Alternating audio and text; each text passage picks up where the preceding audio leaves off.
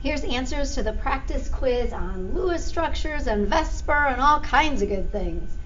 Question 1 wanted to know the best Lewis structure for the SF4 molecule. And so again, you can draw this with dots, and if you ever get stuck, we've got some options to get us through this.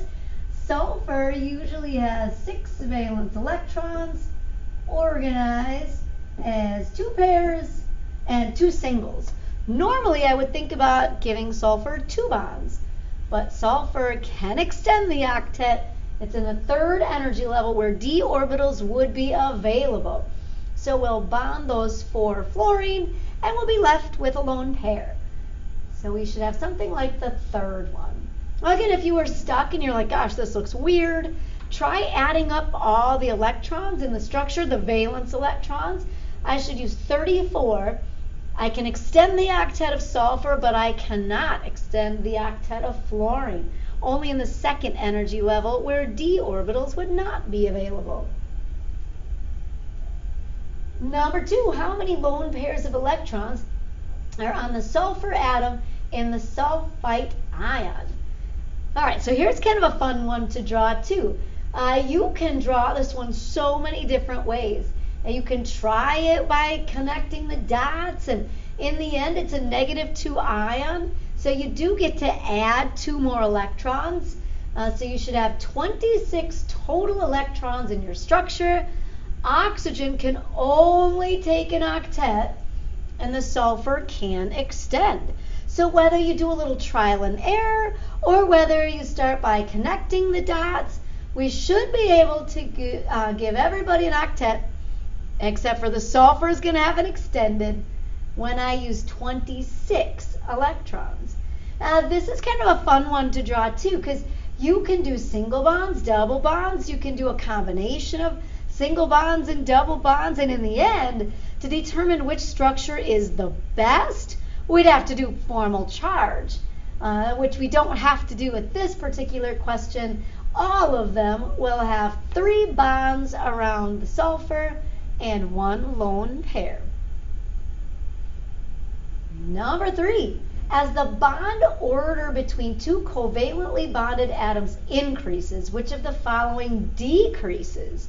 So bond order is just a fancy way of indicating whether the bonds are single bonds, double bonds, triple bonds, and eventually when we get some of these resonance structures, we may have bond orders that are not whole numbers. It could be 1.5 bonds or 1.3 bonds. But I do know that the bond strength will increase as bond order increases. So going from single to double to triple, the bonds get stronger. It takes more energy to break the bonds. The bond energy would increase, but the bond length will decrease. That's just the distance between the 2 nuclei. So as you get double bonds and triple bonds, the atoms are a little bit closer to each other, which is one of the reasons why it's harder to break a triple bond versus a single bond. Number 4, which of the following are correct resonance structures of SO3? So in order to be a resonance structure, they've obviously got to have the same formula. We've got to have the sulfur in the middle. We have to have the same atom around the outside. We've got 3 oxygen around the outside. And the only difference is like the position of a double bond. And so on paper, it kind of looks like number 2 and number 4 are different, but in reality, they're the same. That double bond will resonate or rotate amongst all 3 oxygen. So here would be a good example of a situation where we'd say the bond order would be 1.3 or like 1.33, where you've really got 8 electrons shared 3 ways. Each bond is about like 1 1/3 bonds. That extra pair from the double bond will spend an equal amount of time on all 3 oxygen. But again, it's got to be the same structure, and the only difference is the position of maybe a double bond. Structure 3's got an oxygen in the middle, structure 1 has 2 double bonds, and structure 5 has no double bonds, and that poor sulfur doesn't have an octet.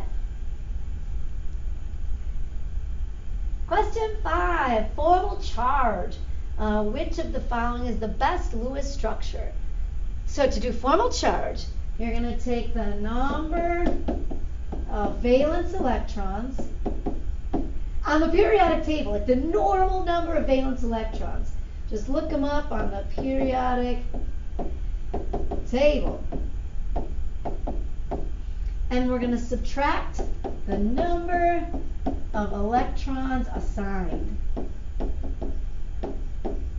So I go to my periodic table and I say oxygen should always have 6 valence electrons. Carbon should always have 4. Nitrogen should always have 5. And we subtract the number of electrons assigned in this drawing. The number of electrons assigned. Lone pairs count just for that one particular atom, and bonding pairs get split 50-50. So in a single bond, I'm going to split the pair 1 for each atom. In a triple bond, I have 6 electrons, and I split them 3 and 3.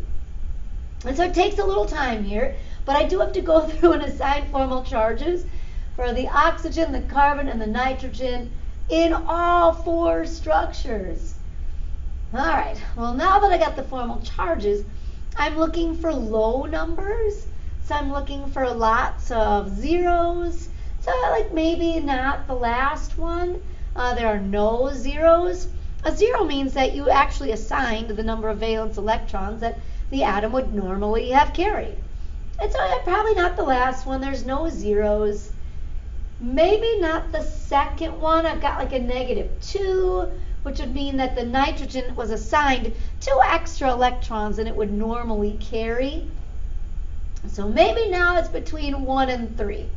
I've got 2 zeros and a -1, which so far looks good, because another rule of an acceptable Lewis structure is that if you add up all the formal charges, you should get the charge on the particle. So if it were neutral, they should all add up to 0. If it's an ion, like this is a -1 polyatomic ion, then my overall sum should be -1. All right, so I'm looking between 1 and 3. Well, now we're looking to put any negative formal charge on a more electronegative atom. If there were any extra electrons, who would they gravitate toward? Well, the first structure has the negative formal charge on the oxygen, and the third has it on the carbon, which oxygen would have a higher electronegativity, more likely to pull that extra electron. So structure 1 for the win. 6, we drew the dot structure for that sulfur tetrafluoride in number 1. But now we're trying to figure out its geometry. So the structure does not need to be drawn with proper angles. So here's like 2 acceptable examples of Lewis dot structures. Both of them show that the fluorine have an octet. They both show that sulfur has an octet plus a pair, and they have 34 total electrons used. So either way you drew the structure would be an A+. But now when it comes time to determine the shape, I want to count the total number of electron groups on the central atom. We would count 4 bonds in a lone pair for a total of 5.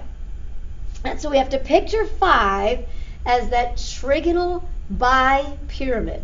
There's a triangle around the center, 3 atoms, 120 around the center, and then 1 atom on top, 1 atom on bottom. So it's like a triangle pyramid to the top and a triangle pyramid to the bottom. Trigonal bipyramid. But now one of those spots isn't really an atom. One spot is a lone pair. When we have lone pairs, we remove from the central triangle because those atoms are 120 degrees and there's a little more repulsion. Whereas top to bottom, I've got 180s. So if you pop off 1 atom from the central triangle, and if you were to like tilt it on its side, this would give you the seesaw. The T shape would be similar, but there would be 2 lone pairs around the center. Then if you tilted it to its side, it would be the T shape. Number 7, the bond angles marked A, B, and C in the molecule below are approximately. So A is going to be a trigonal pyramid. The geometry around A, I've got 4 total electron groups, but one's not really an atom. So based on a tetrahedral, 109.5 degrees, but a little bit less because the lone pair takes up more space than a bonding pair. So a little bit less than 109.5. I'm thinking maybe that 107.5. Angle B should be 120. 3 electron groups on the carbon. It doesn't matter that one is a double. And then angle C, that is a true tetrahedron, 109.5. The choice above it, the second choice that has the 104.5, that might be something like a bent angle where there's 2 lone pairs and 2 bonds. We're going to have 4 total electron groups, which would make me think tetrahedron 109.5, but 2 groups of negative electrons would cause even more repulsion. So I'm probably looking for something a little bit less than 109.5. So 1 electron pair on a tetrahedron, maybe the 107.5. 2 electron pairs, maybe the 104.5. Number 8, which of the following molecules will not be linear? And so again, you kind of have to draw them all. The HCN is definitely linear. There's 2 electron groups. It doesn't matter that they're 2 different atoms. It doesn't matter that it's a single bond and a triple bond. It's linear. Same with the carbon dioxide, linear for life. Well, now I might have to draw the other ones. So that I3, normally iodine has, let's see, 7 valence electrons. Where can I squeeze an iodine? There we go. 1, 2, 3, 4, 5, 6, 7. Normally I only think about giving iodine 1 bond, but I guess I gotta go 2 bonds on that central iodine. You need 2 more. And so we say, okay, I guess I'll for sure connect 1 to the single dot, 6, 7, and then just pick any other spot. Iodine, I guess. 1, 2, 3, 4, 5, 6, 7. I link them up. And then I do notice that it's got a -1 charge, so we get to add 1 electron, and they would typically be paired. So it doesn't really matter if you do like a guess and check. I need to use 22 electrons, give everybody an octet. If there are extra electrons, they would go on the central atom, and iodine can take an extended octet. It doesn't matter if you do a guess and check or if you do try to kind of connect the dots. Either way, there are 2 groups of electrons bonded, 1, 2, 3 lone pairs. This is linear.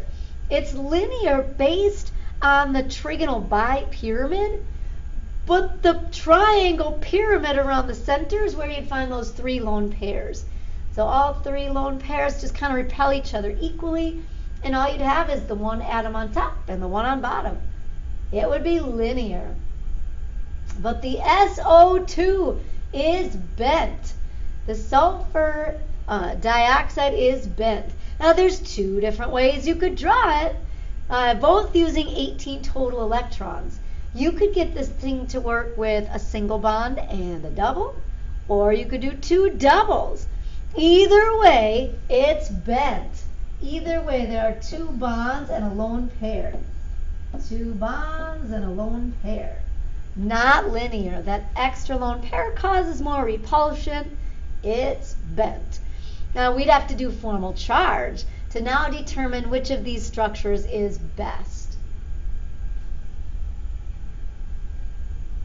9, the electron pair in a carbon-fluorine bond is closer to the fluorine. There's a higher electronegativity on fluorine, so they might share but not equally.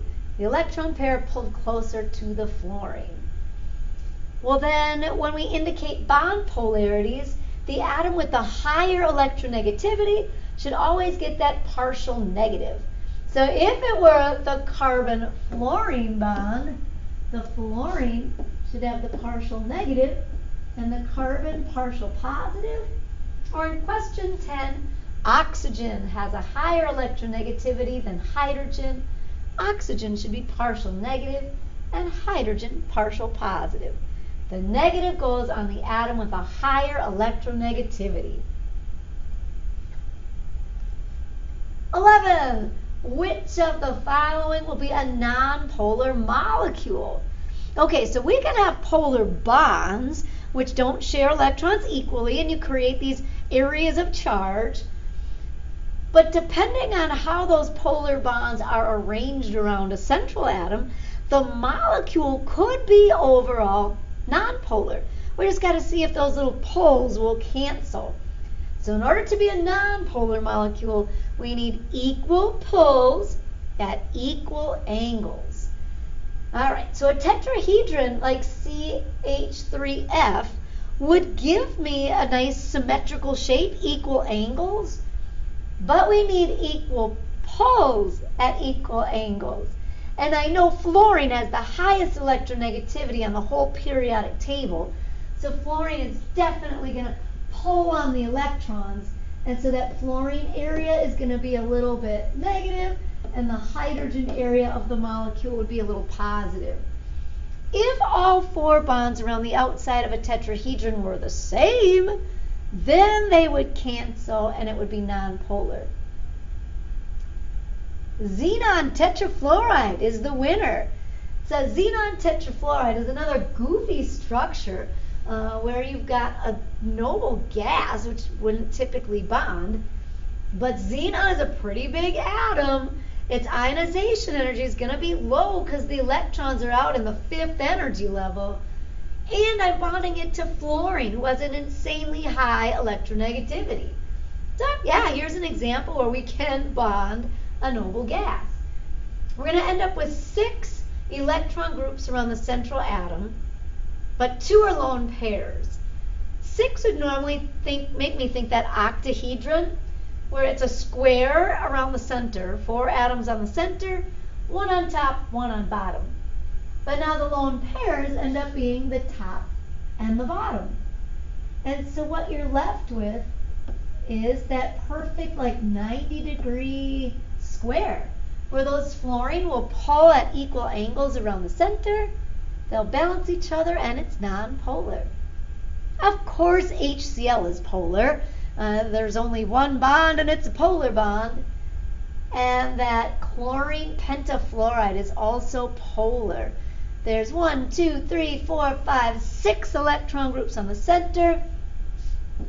So here might be my central atom. I'd have that square around the center. I'd have 1 up on top, but I only have 1 lone pair. So the bottom spot would be where this becomes now polar. That's my lone pair. If it were like the xenon tetrafluoride and I had 2 lone pairs, then this would be symmetrical and nonpolar, but not with just 1 lone pair. Number 12. Lewis diagrams of molecules of 3 different hydrocarbons are shown above. Which of the following claims about the molecules is best supported by the diagrams? Now, often you see these diagrams on paper with a dash to represent a bond, but here they're showing dots to represent shared electrons, and that's fine. Anytime you've got 2 dots between the atoms, it's a single bond. 4 dots would be a double bond, and 6 dots would be a triple bond. The first option, the strongest carbon-carbon bond occurs in molecule 3, is correct. That would be a triple bond in there. The second choice, the carbon-carbon-carbon bond angle in molecule 2 is close to 180. So they're referring to like this section in the middle. Like, would all of this be 180? But no, like that's not going to be linear. None of those carbons are going to be linear. The first carbon's got 3 regions of electrons. Oh, if I wanted to geek out on this thing, that first carbon's going to be trigonal planar. 120-degree angles, sp2 hybrids. Same thing with the carbon in the middle. There are 3 electron groups, 120-degree angles, sp2. And the third carbon is tetrahedral, 109.5 degrees, sp3 hybrids. Nothing linear in structure 2. All of the molecules will have the same empirical formula, which means that if you were to count the carbons and hydrogens and determine the formula, they could all simplify to the same, like, simplest ratio, and they cannot. And the first one and the third one can't be simplified at all. The second one could go down to what, like a 1-to-2 ratio, but none of them would have the same simple ratio. And then the last choice, all atoms in molecule 1 lie in one plane. And again, like, lie in one plane means that the molecule will be flat. But in molecule 1, every carbon's got 4 electron groups around the center. Every carbon will be tetrahedral with 109.5 degree angles. And I know tetrahedrons are not flat. So option 1 is the best. Number 3, here's Lewis dot structures for carbon dioxide and sulfur dioxide. The molecular geometry and the polarity of the two substances will be different because of that lone pair. The sulfur has a greater number of electron domains. There are 3 groups of electrons on the sulfur. The carbon only has 2. So the carbon dioxide would be a non-polar molecule, and it would be linear, whereas the sulfur dioxide would be a polar molecule and bent. The formulas look really similar, so we might assume that they would have the same structure and properties, but it's all that lone pair changes it from being linear and non-polar to bent and polar. The oxygen will have a higher electronegativity, so the oxygen will pull out on the electrons, and there's nothing to balance that pull up on top. It's polar. And finally, number 14. Which of the following Lewis structures represents a molecule that contains the smallest bond angle? Okay, so again, these structures aren't always drawn to the perfect bond angles. So number 1, or the first structure, sure looks like a flat cross with 90-degree angles, but we know a tetrahedron is not 90, 109.5. The second structure is based on a tetrahedron where there's 4 electron groups, but one spot's not really an atom, so I'll have that trigonal pyramid shape. And the lone pair takes up a little bit more space than the bonds, so the angles will be a little bit less than 109.5.